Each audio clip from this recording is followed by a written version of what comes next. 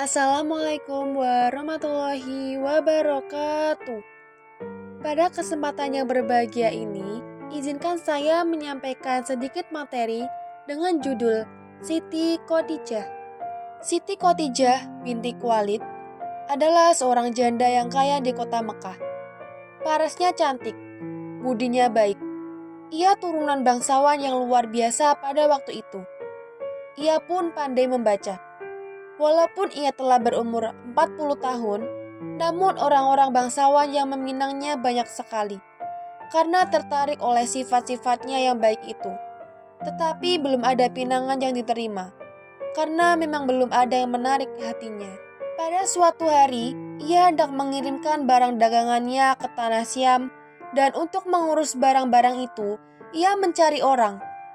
Abu Thalib mendengar maksudnya. Oleh karena ia tidak kaya, dan waktu itu Muhammad telah berumur 25 tahun, maka ia minta kepada Siti Khadijah supaya suka mempercayakan barang-barangnya itu kepada Muhammad. Siti Khadijah setuju sekali dan ia berjanji akan memberi upah 2 kali lipat daripada kepada orang lain. Maisarah, sahaya Siti Khadijah yang dipercayainya, pun turut serta. Berangkatlah Muhammad membawa barang amanat Siti Khadijah bersama pedagang-pedagang lain. Sebelum mereka pergi, Abu Thalib memperingatkan Maisarah supaya menjaga Muhammad baik-baik, dan diceritakannya juga nasihat Bahiro dahulu. Perjalanan ke tanah Syam sekali ini cepat benar. Hanya 2 ekor unta hampir-hampir jatuh, tetapi setelah Muhammad membelai-belai punggungnya, unta-unta itu segar kembali dan dapat mengikuti jalan kafilah. Maisarah memperhatikan tingkah laku Muhammad dan dalam hatinya memuji kehalusan. Di kota Basra di tanah Syam, Muhammad berteduh di bawah sebatang pohon dekat rumah seorang pendeta, Nestor namanya. Nestor telah mengenal Maisarah dan ia bertanya, "Siapakah yang duduk di bawah pohon itu?" Maisarah menjawab, "Ia seorang keturunan Quraisy, penduduk kota Mekah." Pendeta itu berkata, "Di bawah pohon itu hanya seorang Rasulullah yang dapat berteduh. Apakah nampak sinar dalam matanya?" Setelah Maisarah mengatakan ya, Nestor berseru, "Memang dialah Rasulullah yang terakhir itu. Ah, moga-moga aku masih hidup apabila ia menyatakan kerasulannya." Muhammad menjual barang-barang Siti Khadijah dengan untung yang melebihi harapannya semula. Dan dengan uang itu ia membeli barang-barang lain. Setelah selesai jual beli di kota Basra, mereka cepat kembali ke Mekah. Maisarah keheran-heranan waktu ia melihat gumpalan awan selalu memayung di atas kafilah, meneduhi mereka dari terik matahari. Cepat sekali kafilah itu berjalan. Tahu-tahu mereka telah sampai di dekat kota Mekah. Maisarah berkata kepada Muhammad, "Pergilah Tuan dahulu dan katakan kepada Siti Khadijah, untung kita ini." Tentu ia merasa berhutang budi kepada Tuan. Muhammad mengikuti anjuran itu. Ia pergi dahulu menemui Khadijah, dan waktu Khadijah mendengar dari Muhammad kabar yang menyenangkan tentang perniagaannya yang beruntung, hatinya merasa teduh. Muhammad diberinya upah yang besar, yaitu 8 ekor unta. Barang-barang yang dibawanya dari tanah Syam dijual sendiri oleh Siti Khadijah. Maisarah, sahayanya yang setia itu, menceritakan pengalamannya di tanah Syam. Tak putus-putusnya ia memuji Muhammad. Maka dari sehari ke sehari timbullah rasa cinta dan sayang terhadap Muhammad dalam hati Siti Khadijah. Pada suatu hari ia menyuruh saudaranya, Nafisah, bertanya kepada Muhammad, apakah mempunyai hasrat untuk kawin dengan Khadijah. Tetapi Muhammad menjawab bahwa belum dapat mengambil keputusan sebelum mendapat pertimbangan dari pamannya, Abu Thalib. Oleh sebab itu, Nafisah segera menemui Abu Thalib yang kemudian membicarakannya dengan Amir bin Asad, paman Siti Khadijah. Tak lama kemudian, Siti Khadijah dinikahkan dengan Muhammad oleh pamannya, Amir bin Asad. Waktu itu Muhammad berusia 25 tahun dan Siti Khadijah 40 tahun. Walaupun besar sekali perbedaan usia antara kedua suami istri itu, namun mereka merasa amat berbahagia. Lebih-lebih waktu keduanya dianugerahi Tuhan 6 orang anak. 2 lelaki ialah Qasim, sebab itu Muhammad dipanggil Abul Qasim, dan Abdullah atau Taher. Dan 4 anak perempuan yaitu Zainab, Rokoyah, Ummu Kulsum, dan Fatimah. Anak lelaki kedua-duanya meninggal dunia ketika masih kecil. Hanya anak-anak perempuanlah yang dapat menyaksikan kelahiran agama Islam. Mereka di kemudian hari menjadi muslimat yang paling utama dan setia. Pada tahun 605 Masehi, kota Mekah dilanda banjir besar. Ka'bah yang selama 200 tahun terakhir tak pernah rusak, kali itu tenggelam dan roboh. Maka penduduk kota Mekah membangunnya kembali. Mereka bekerja bersama dengan giat. Ketika datang saatnya hendak menaruh batu hitam, Hajar-ul Aswad kembali ke tempatnya semula. Timbullah perkecokan selama 5 hari 5 malam. Semua orang ingin menaruh batu suci itu kembali ke tempatnya semula. Semua merasa sama tinggi kedudukannya, sama besar kehormatannya. Maka hal itu hampir-hampir menimbulkan pertumpahan darah. Tak seorang pun mau mengalah. Demikianlah mereka depan satu sama lain, bagikan sama-sama buas hendak menerkam. Ketika itulah Abu Umayyah bin Mughirah yang tertua antara mereka tampil ke depan dan berkata, "Pilihlah orang yang besok pagi pertama-tama memasuki Masjidil Haram sebagai penengah yang keputusannya harus kita terima bersama." Keesokan harinya, Muhammadlah orang yang pertama memasuki halaman Ka'bah. Maka berteriaklah mereka kegiraan, "Itulah Al-Amin." Dengan tak ragu-ragu lagi, mereka menerima Muhammad sebagai penengah. Dengan bijaksana Muhammad menyuruh menghamparkan jubahnya di lantai. Hajar-ul Aswad diletakkan di atas jubah itu. Kemudian ia mempersilahkan orang-orang yang paling terhormat dari setiap kabilah yang saling bertengkar itu tampil ke muka. Muhammad menyilakan mereka masing-masing memegang ujung jubah itu. Dan kemudian jubah itu diangkat bersama-sama ke tempat yang ditentukan buat meletakkan batu suci itu. Muhammad sendiri kemudian mengambil batu itu dan memasangnya. Demikianlah kebijaksanaannya dapat menghindarkan pertumpahan darah. Waktu itu ia berusia 35 tahun. Muhammad senang sekali mencari kesunyian, jauh dari orang-orang yang selalu menggantungkan dirinya pada kedudukan dan segala keduniaan. Ia senang duduk termenung memikirkan sesuatu yang bersangkutan dengan jiwa manusia.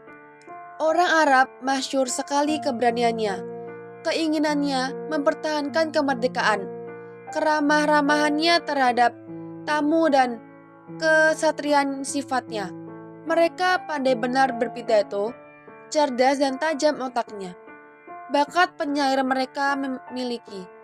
Karena itu mereka pun menghargai syair-syair yang bagus dan keindahan susunan kata-kata.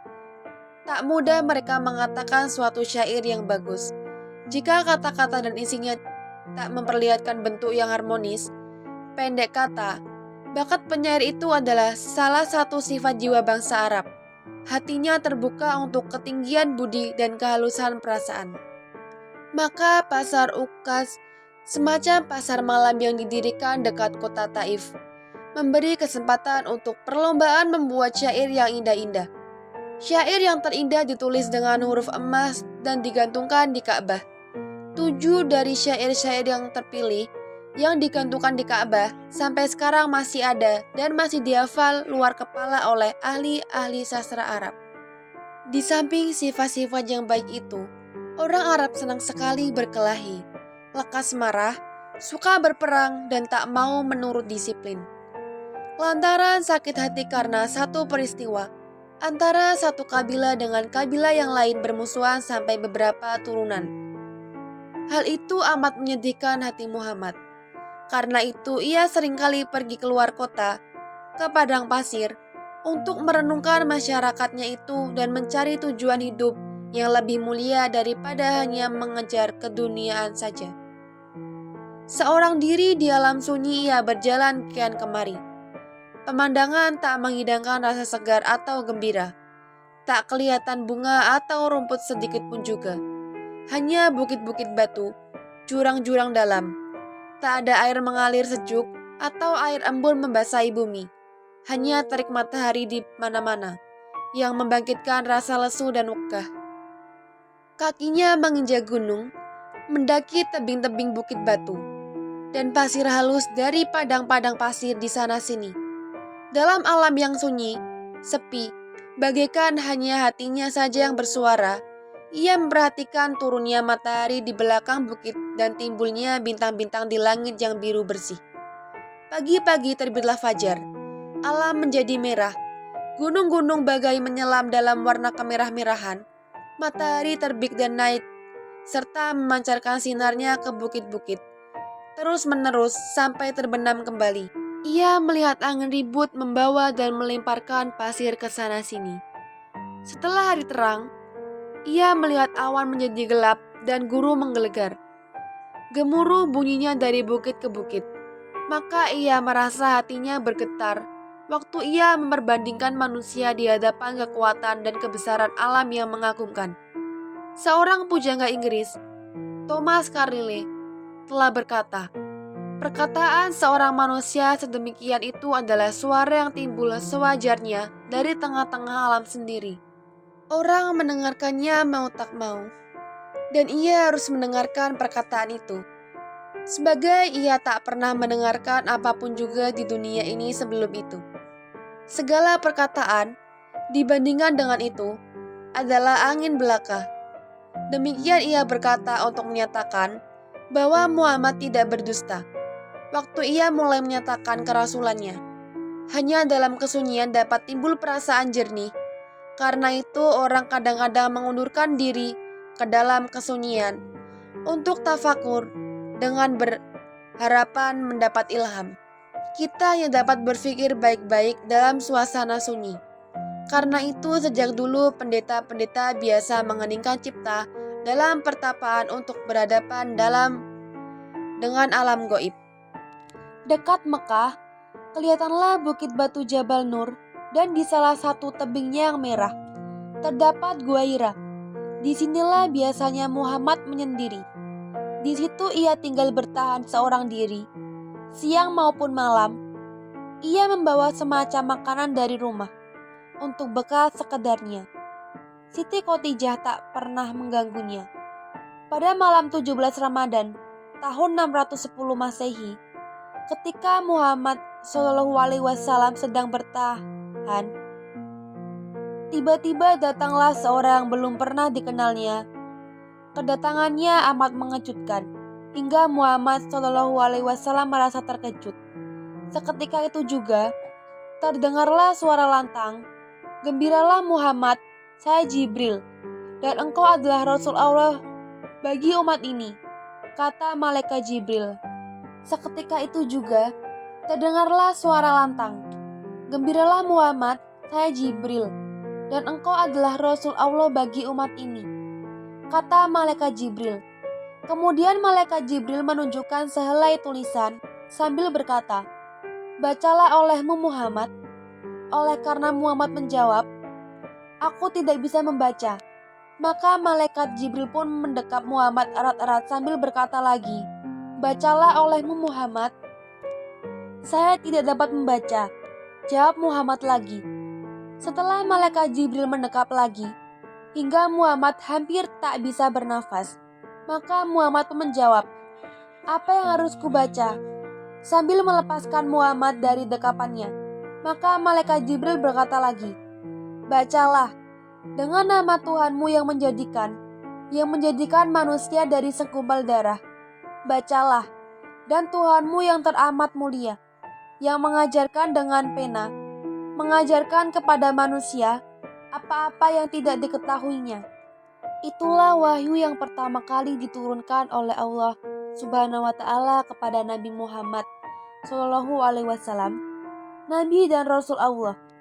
Dengan pertolongan Allah Subhanahu wa Ta'ala, seketika itu juga Nabi Muhammad SAW dapat membaca tulisan yang ditunjukkan malaikat Jibril.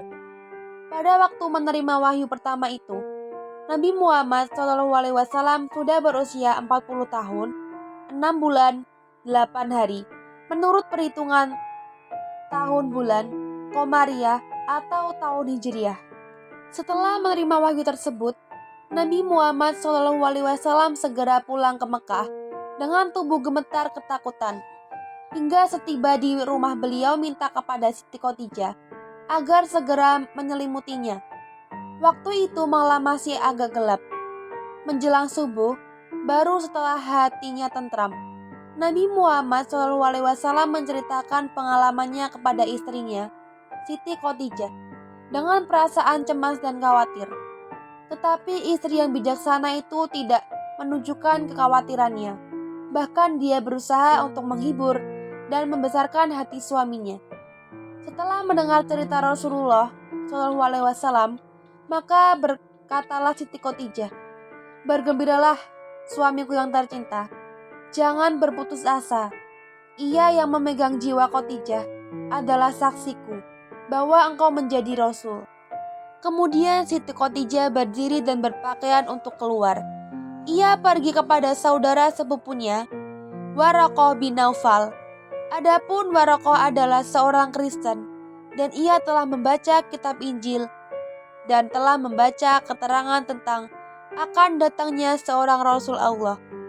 Dalam kitab Injil dan Taurat, Siti Khadijah menceritakan peristiwa ajaib ini kepada Waraqah, dan Waraqah berseru, "Kudus, kudus," atau "Suci, suci." Jika yang kau ceritakan tadi benar, ia akan didatangi namus besar yang telah mendatangi Musa dan ia menjadi Rasul Allah.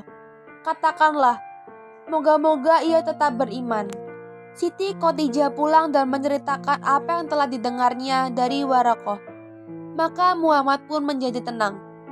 Setelah waktu yang biasa ia pergunakan di Gua Hira itu berakhir, ia kembali lagi ke Mekah dan seperti biasa, ia berjalan mengelilingi Ka'bah. Di situ ia bertemu dengan Waraqah. Atas pertanyaannya, Muhammad menceritakan apa yang telah didengar dan dilihatnya. "Aku bersumpah dengan nama Dia yang memegang jiwa Waraqah. Engkaulah yang telah dipilih Tuhan untuk menjadi Rasulullah. Dan namus besar yang pernah datang kepada Musa telah datang kepadamu. Kaummu akan mengatakan engkau berdusta, mereka akan mengejar-ngejar engkau. Mereka akan mengusir dan akan memerangi engkau. Oh, jika aku masih hidup pada hari itu, aku akan menolong engkau," kata Waraqah. Setelah itu Waraqah mencium Rasulullah pada keningnya. Rasulullah pulang ke rumah. Perkataan Waraqah menenteramkan hatinya dan menghilangkan kegelisahannya. Setelah turunnya wahyu yang pertama kali itu, selama lebih kurang 3 tahun, Nabi Muhammad SAW tidak pernah menerima wahyu lagi. Oleh karena itu beliau tiada henti-hentinya bertahan dengan gelisah, dengan penuh harap, karena sangat merindukan datangnya wahyu dari Allah Subhanahu wa Ta'ala. Dan di saat-saat beliau hampir putus asa, tiba-tiba terdengarlah suara nyaring dari langit, "Ya Muhammad, engkau adalah utusan Allah yang benar." Dengan segera Nabi Muhammad SAW menengadah ke langit. Seketika tampak olehnya seseorang yang rupanya pernah dilihatnya di Gua Hira dulu, sedang duduk di antara langit dan bumi. Tiba-tiba beliau seperti dicekam rasa takut yang mendalam. Oleh sebab itu beliau cepat-cepat pulang ke rumah dengan tubuh gemetar sambil berseru memanggil keluarganya, "Dai Seruni, selimuti aku, selimuti aku," katanya pada istrinya, Siti Khadijah. Ketika dilihatnya Nabi Muhammad SAW menggigil ketakutan. Segera Siti Khadijah mempersilahkan tidur dan menyelimutinya rapat-rapat. Tetapi seketika itu juga datanglah wahyu dari Allah Subhanahu wa Ta'ala kepada Nabi Muhammad SAW. "Wahai orang yang berselimut, bangun dan berilah peringatan. Agungkanlah Tuhanmu, bersihkanlah pakaianmu, jauhilah kekotoran, maksiat. Janganlah kau memberi karena ingin memperoleh yang lebih banyak. dan hendaklah kamu bersabar dalam memenuhi perintah Tuhanmu. Sejak turunnya wahyu yang kedua itu, maka Nabi Muhammad SAW senantiasa menerima wahyu dari Allah Subhanahu wa Ta'ala, dan sejak itu pula kita menyebut beliau Rasulullah, yang artinya utusan Allah. Cukup sekian yang dapat saya sampaikan, kurang lebihnya mohon maaf. Semoga bermanfaat. Assalamualaikum warahmatullahi wabarakatuh.